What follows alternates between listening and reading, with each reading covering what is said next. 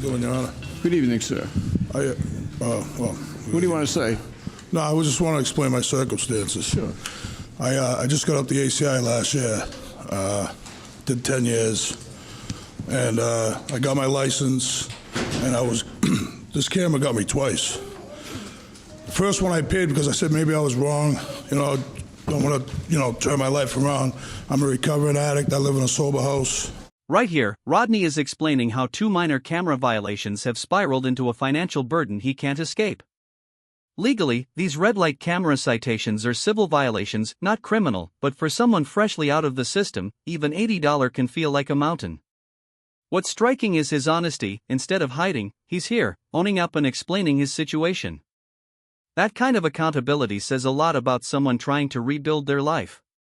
What would you do if every small mistake kept pulling you back into the past? I did about 27 years in prison since I was 19.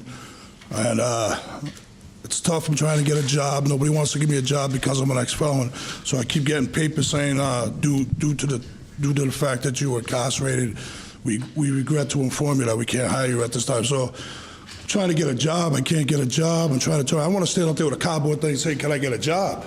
You know what I mean? Instead of begging for money, I want a job. I want to work. What do you do? Excuse me? What kind of work do you do? Like bull work, like warehouse and stuff, whatever they need me to do. My father was a roofer for 40 years in Warwick. Really? Yeah, he died. Both my parents died when I was in jail. I thumbed out here when I was 15, went to jail when I was 19, got out when I was 30, went back when I was 31, got out when I was 38. Then I just did 10 more years, and I just got out last year, but I'm trying to turn it around. I've had a few relapses, but I just keep getting up. I go to counsel at Bridgemark. This part hits hard, losing both parents while behind bars. Imagine the emotional weight of that. He's not just standing in front of a judge, he's carrying decades of pain, regret, and loss. But notice his tone, no excuses, just a quiet determination to change. This is where Judge Caprio's courtroom feels less like a legal setting and more like a space for redemption. Do you believe people like Rodney deserve a clean slate after paying their dues? Outpatient counseling I start this week, which I went on my own, and I go to counseling. But They give you a chance to go to the funeral when you were in prison? yeah, they brought me in shackles. I couldn't go to my mother's because I'm from Attleboro originally. So, Yeah. but if I was wrong, I'd like to see the video myself. We're going I to show tried it to do it online. It wouldn't do it. It wouldn't play. All right. Carol, bring it up, please. This is Westminster Remand. You probably made a right-hand turn. The light is red, Blinker on, all right. That's good. and that's you making a right-hand turn. Got the blinker on. And that's that same corner everybody else has been getting. All right. Well, they should do something for people getting out of jail in the state. All right, for jobs. Yeah, all right. All right. I thought you were going to talk about the red No, light. I'm just saying that. I agree with you 100%. That's a powerful statement, and he's absolutely right. Society talks about rehabilitation, but once someone's out, there's very little actual support. No re-entry programs, no job opportunities, just rejection letters. And here's the thing, the law may punish, but it doesn't always prepare people to live again. This is one of those moments where Judge Caprio's empathy breaks through the rigid walls of the justice system. You can literally feel compassion meeting justice right here. I agree with you 100% that people who come in, who are being discharged from prison should be given an opportunity to prove themselves. Okay, so all I can do is I'm going to give you a break on the light. I'm not going to charge you on I this. appreciate it. Thank you. I don't want to do anything that's going to make you desperate. No, I just And wanted go you back- to and go get a back little to you. bit of my understanding where I'm coming from. That's all. Trust me, I understand. Right. And there it is, mercy over punishment. Judge Caprio dismisses the fine entirely. Now legally, he doesn't have to, the ticket was valid. But this is where discretion and humanity intersect. Caprio isn't rewarding bad behavior, he's investing in rehabilitation. It's small acts like this that can turn someone's mindset from hopeless to hopeful. Sometimes, a judge's kindness can do more to prevent crime than years behind bars. It's only $80. I didn't have to tell you all that. Let me tell you what I know, okay?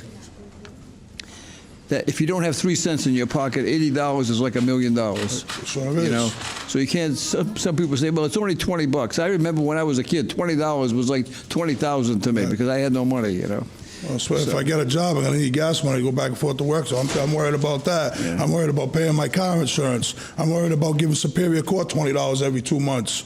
I don't even got a job, you know? How much? This is where the conversation turns deeply real. We often underestimate how much financial pressure can crush someone just trying to start over. Gas money, insurance, court payments, it all adds up. And for someone without steady income, it's a daily battle just to stay afloat. Think about it, how many chances would you give a person like Rodney before writing them off?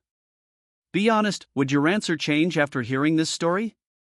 How much longer are you going to be in the sober house? I've only been there since last year, so maybe another year. Really? Yeah.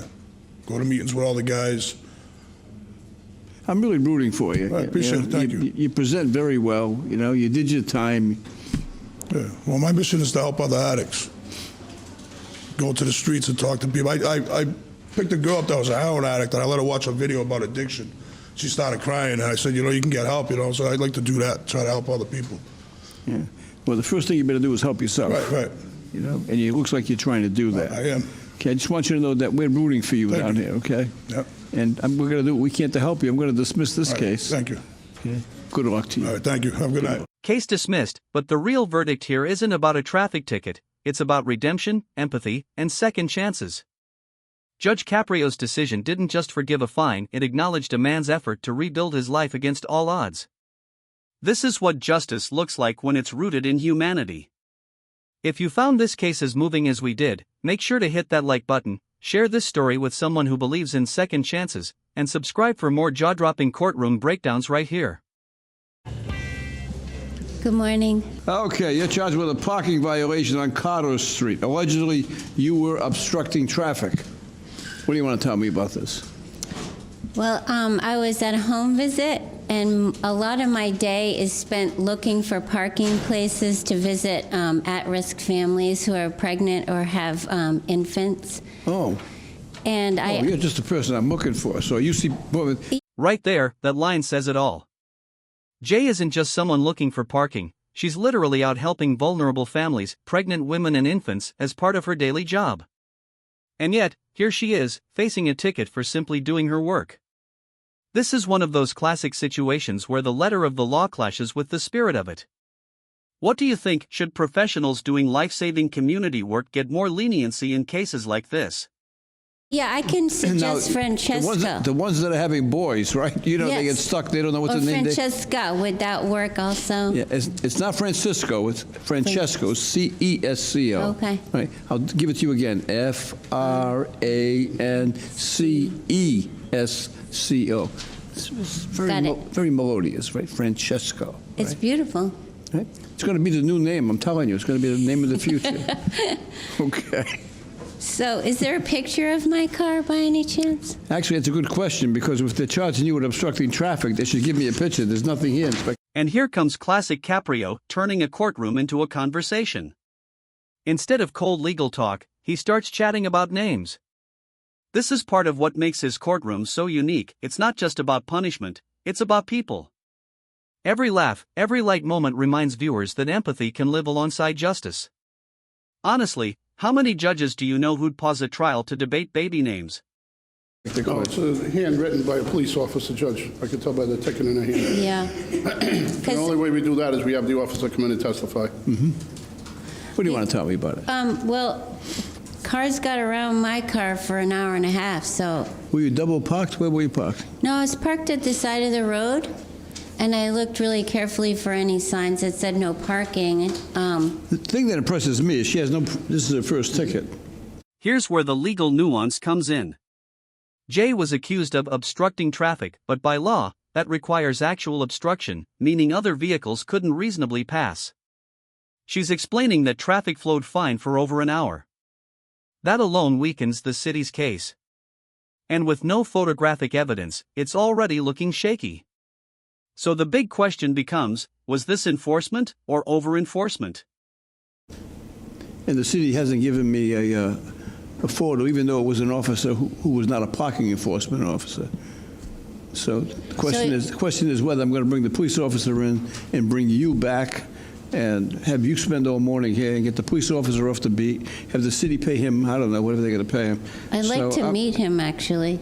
You do? Yes. I feel like this was kind of random, and I was shocked because, You want to come back and have a trial? no, I don't. Well, that's the way you're going to meet him. Oh, no, thank you. Okay. I mean, I wrote DISM, and I was ready to write ISS on this, and you said I want to meet him, and I was going to cross You that can off. Feel free to write it. Because you interrupted me. Sorry. Now, there's another woman that interrupts me quite a bit. It's called my wife. So if I want to get aggravated, I'll go home. Okay? I don't mean that. I mean that. I don't mean that literally. Sense of the word. I don't mean that literally because she's a wonderful person. She don't aggravate me. All right. Matter's dismissed. The city didn't prove enough evidence to convict you. Case dismissed, and rightfully so. The city didn't present enough evidence to prove she obstructed traffic. But beyond the technicalities, this dismissal is symbolic. It's a recognition that not every citation deserves punishment. Sometimes, context matters more than code. Jay walked in worried and uncertain and left smiling. That's not just good judgment, that's good humanity in action. Is it okay if I say one more thing about the excessive? It's a lot, $75 for people in that area. That could be their entire food budget for the week. I feel concerned. If you are obstructing traffic and there's a rescue squad that can't get by, and it costs somebody their life or for some other reason, so we're balancing the equities here. The answer to your question is that they shouldn't be parking obstructing traffic because it has its consequences. But Thank you. And there you have it, another classic example of fairness meeting compassion. From false accusations to a fair dismissal, Judge Caprio once again shows why millions trust his courtroom as a beacon of reason and heart. If you believe in justice that listens before judging, then hit that like button, share this video with someone who needs a smile today, and don't forget to subscribe for more powerful courtroom moments right here on Caught in Providence Commentary.